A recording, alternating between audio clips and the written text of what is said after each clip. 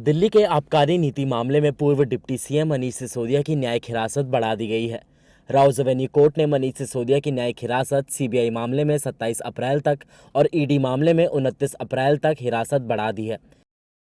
तो वहीं मनीष सिसोदिया की न्यायिक हिरासत बढ़ाने के बाद एक बार फिर शहजाद पूनावाला ने आप सरकार पर निशाना साधा है। आम आदमी पार्टी को एक और झटका फिर से लगा है, क्योंकि भ्रष्टाचारी मनीष सिसोदिया अक्यूज नंबर 1, जिनको कोर्ट ने आर्किटेक्ट ऑफ शराब घोटाला कहा है, उनकी कस्टडी कोर्ट ने 2 और हफ्तों के लिए बढ़ा दी है। सत्यमेव जयते। अब क्या अरविंद केजरीवाल, जो इस पूरे भ्रष्टाचार के सरगना मास्टरमाइंड किंगपिन है, क्या वो कहेंगे कोर्ट फिर से विद्वेष की भावना कर रहा है, या कहेंगे कट्टर ईमानदार है, या कोई सबूत नहीं मिला, केवल झुंझुना मिला है? अगर झुंझुना मिला है साहब, तो फिर मनीष सिसोदिया को कोई भी कोर्ट राहत क्यों नहीं दे रही है? कोर्ट आदेश में क्यों कह रही है 100 करोड़ रुपए की घूस ली? आर्किटेक्ट है वो शराब घोटाले का। और आज सवाल ये भी पैदा होता है कि चाहे वो सत्येंद्र जैन हो, मनीष सिसोदिया हो, विजय नायर हो, इनको कोई भी कोर्ट राहत नहीं दे रही। इसका मतलब कि ये भ्रष्टाचारी है। आम आदमी पार्टी करती है भ्रष्टाचार, फिर चिल्लाती है जब कोर्ट की कार्रवाई हो अत्याचार अत्याचार, खेलती है विक्टिमहुड कार्ड। आपको बता दें कि आबकारी घोटाले मामले में मनीष सिसोदिया के साथ आरोपी अरुण रामचंद्र पिल्लई और अमनदीप ढल की न्यायिक हिरासत भी बढ़ा दी गई है। राउस एवेन्यू कोर्ट ने ईडी की ओर से दर्ज किए गए मामले में अरुण पिल्लई और अमनदीप ढल की न्यायिक हिरासत 29 अप्रैल तक बढ़ाई है। आप नेता मनीष सिसोदिया को इस मामले में करीब 8 घंटे की पूछताछ के बाद 26 फरवरी को गिरफ्तार किया गया था और अधिकारियों ने कहा था कि उनके जवाब संतोषजनक नहीं थे। बाद में मनीष सिसोदिया ने दिल्ली के उप मुख्यमंत्री के पद से इस्तीफा दे दिया था। वहीं सीबीआई ने बीते दिनों आबकारी नीति घोटाले मामले में दिल्ली के मुख्यमंत्री अरविंद केजरीवाल से करीब 9 घंटे तक पूछताछ की थी।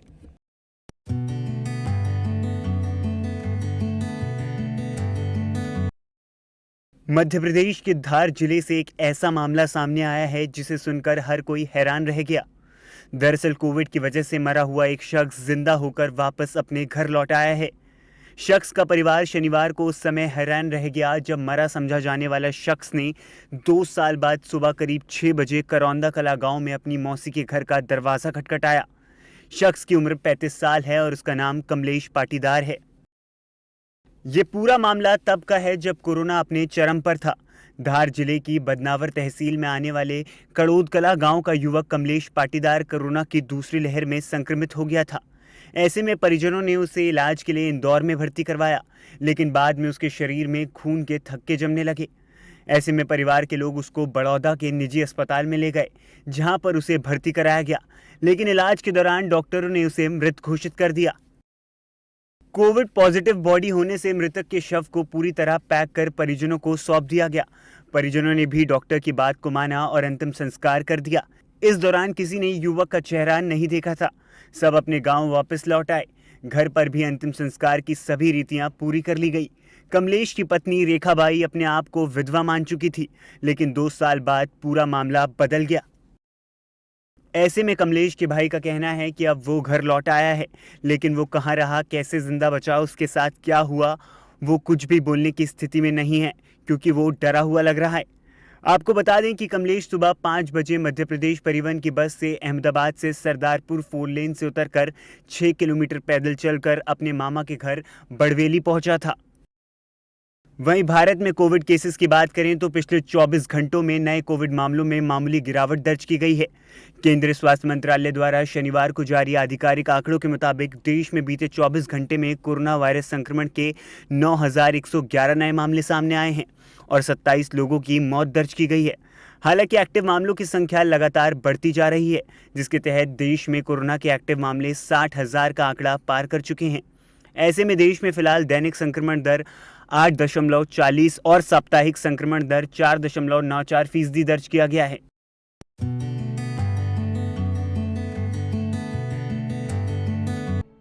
उत्तर प्रदेश में 15 अप्रैल को गैंगस्टर अतीक अहमद और उसके भाई अशरफ के आतंक का खात्मा हुआ तो सियासी रोटियां भी सेकनी शुरू हो गई हैं। अतीक के सरेआम कैमरे पर हत्या ने पूरी राजनीति को एक तूल दे दी है। बिहार के डिप्टी सीएम तेजस्वी यादव ने योगी सरकार पर निशाना साधा और कहा कि अपराधियों को सजा कोर्ट देगा। देखिए, जो लोग भी अपराधी हैं या अपराध है, अपराध या अपराधी से हम लोगों को या मेरे को खास तौर पर कोई सहानुभूति नहीं है। लेकिन देश में कानून है और अगर अपराध का खात्मा होना चाहिए तो उसके लिए कानून और संविधान है, कोर्ट है, इसके जरिए होता है। कि आप कोई जेल में हो, उसको इलाज के लिए ले जा रहे हैं या किसी काम के लिए ले जा रहे हैं और रास्ते में हो गया, ये बहुत दुखद है। इस पर तो निश्चित रूप से लोगों को एक्शन करना चाहिए। ठीक है, किसी को सजा होती है या किसी पर केस होता है, कोई जेल में है, उस पर हमको नहीं कुछ करना है। हमारा ये है कि कोई भी जेल में रहेगा और कोई भी किस तरह से बाहर जाए और उसको ऐसे ही मार दे, ये तो बड़ा दुखद बात है ना। वहीं जम्मू कश्मीर की पूर्व मुख्यमंत्री और पीडीपी प्रमुख महबूबा मुफ्ती ने यूपी में जंगल राज को घोषित कर दिया है। देखिए, अव्वल तो सुप्रीम कोर्ट में भी उसने ये बात कही थी और उसमें सुप्रीम कोर्ट ने कोई मुदाखलत नहीं की। हम ये जानते हैं कि जो अतीक अहमद है, कोई फरिश्ता सीरत इंसान नहीं थे वो, मगर पुलिस की कस्टडी में जिस तरह से उनकी हलाकत हुई, लगता है कि यूपी में जंगल राज है और कहीं ना कहीं जो सतपाल मलिक ने कुछ। इसी कड़ी में AIMIM के अध्यक्ष असुद्दीन ओवैसी ने मुस्लिम कार्ड खेला और मोदी सरकार को निशाने पर लिया। मैं शुरू से कह रहा हूं कि जो रेडिकलाइजेशन हो रहा है मेजॉरिटी कम्युनिटी में, इस पर कोई यकीन नहीं कर रहा है। बराबर रेडिकलाइजेशन हो रहा है। अगर बीजेपी चुनाव पे चुनाव जीतते जा रही है और इस मसले को बीजेपी नहीं देख रही है तो बीजेपी देश की खिदमत नहीं कर रही है। ये कौन है? अगर ये जो कल जो लोग हत्या किए, अगर इनका ताल्लुक उत्तर प्रदेश सरकार से नहीं है, मैं सवाल उठा रहा हूं, मुझे नहीं मालूम है नहीं है। अगर नहीं है तो फिर ये रेडिकलाइज कैसे हुए? बता दें, उत्तर प्रदेश के प्रयागराज के कसारी मसारी कब्रिस्तान में माफिया अतीक अहमद और उसके भाई अशरफ के शव को 16 अप्रैल को सुपुर्द खाक कर दिया गया है। पुलिस बल की कड़ी सुरक्षा के बीच रात करीब 8 बजे दोनों का अंतिम संस्कार हुआ। वहीं यूपी सरकार ने इस मामले की जांच के लिए 3 सदस्यीय SIT का गठन किया है, जो इस मामले में हर एंगल से जांच करेगी।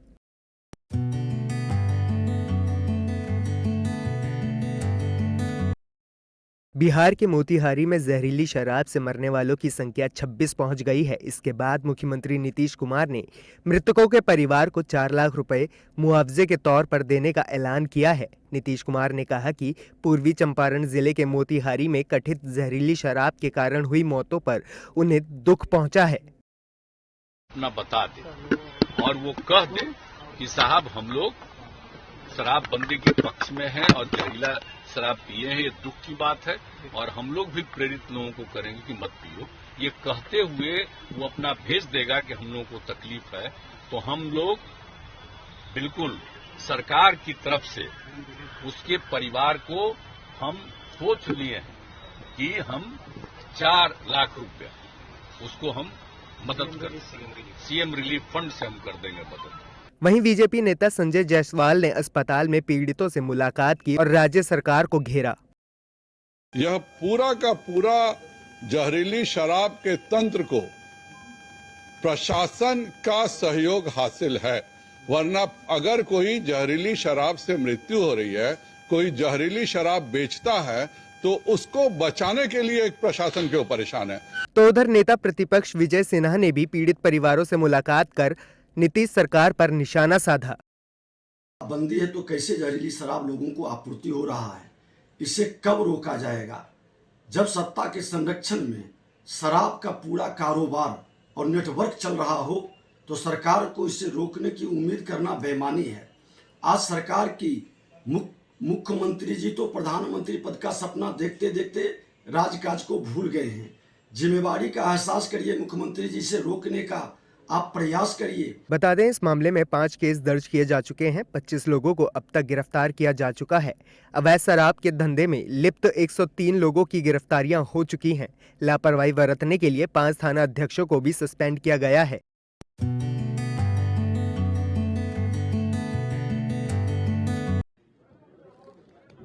कर्नाटका के पूर्व मुख्यमंत्री और बीजेपी नेता जगदीश शेट्टार कांग्रेस में शामिल हो गए हैं। 6 बार के विधायक शेट्टार को टिकट नहीं मिलने से वो नाराज थे, जिसके बाद जगदीश शेट्टार को कांग्रेस अध्यक्ष मल्लिकार्जुन खड़गे ने पार्टी की सदस्यता दिलाई। वहीं कांग्रेस में शामिल होने के बाद जगदीश शेट्टार ने बीजेपी पर निशाना साधा। Sir, do you think the BJP you have joined has changed now? Yes.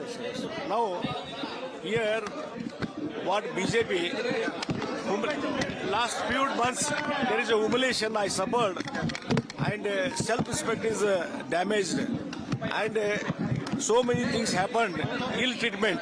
Because of that, it affected my self-respect, even self-respect of the people of the Hubli Dharwad, Karnataka people.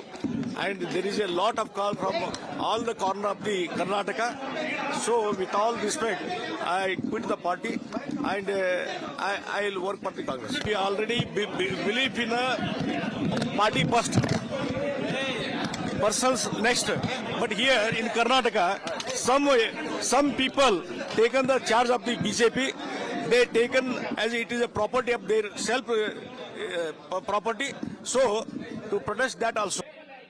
तो वहीं BJP का दामन छोड़ जगदीश शेट्टार के कांग्रेस में शामिल होने के बाद कर्नाटका के मुख्यमंत्री बसवराज बोमई की भी प्रतिक्रिया सामने आई है। It's a straightforward decision by the High Command. As far as party and election is concerned, there will be small impact, but party is capable of. Congress में शामिल होने के बाद जगदीश शेट्टार ने कहा कि पार्टी का वरिष्ठ नेता होने के नाते मुझे लगा कि मुझे टिकट मिलेगा, लेकिन जब मुझे पता चला कि मुझे टिकट नहीं मिल रहा है तो मैं हैरान था। मुझे इस बारे में किसी ने नहीं बताया और ना ही मुझे समझाने की कोशिश की गई। यहाँ तक कि मुझे तसल्ली भी नहीं दी गई कि मुझे क्या पद दिया जाएगा। जगदीश शेट्टार 2018 के विधानसभा चुनाव में धारवाड़ जिले की हुबली धारवाड़ मध्य सीट से जीते थे और शेट्टार लगातार 6 बार से चुनाव जीत रहे हैं। वहीं इससे पहले पूर्व डिप्टी सीएम लक्ष्मण सावदी भी कांग्रेस में शामिल हो चुके हैं। गौरतलब है कि कर्नाटका में बीएस येदियुरप्पा के बाद शेट्टर लिंगायत समुदाय के दूसरे सबसे बड़े नेता हैं। और बात करें लिंगायत वोटर्स की तो कर्नाटका में लिंगायत वोटर्स की आबादी 17% है और कहा जाता है कि लिंगायत वोटर्स किसी का भी कर्नाटका में खेल बना सकते हैं और बिगाड़ भी सकते हैं। यही कारण है कि अब कर्नाटका की सियासत में खलबली मची हुई है और एक के बाद एक बीजेपी के नेता कांग्रेस में शामिल हो रहे हैं।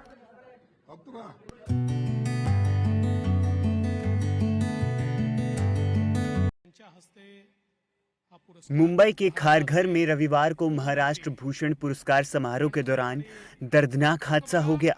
दरअसल समारोह के दौरान लू चलने से 11 लोगों की मौत हो गई, जबकि 50 से ज़्यादा लोगों को गर्मी से संबंधित स्वास्थ्य समस्याओं के कारण अस्पताल में भर्ती कराया गया है।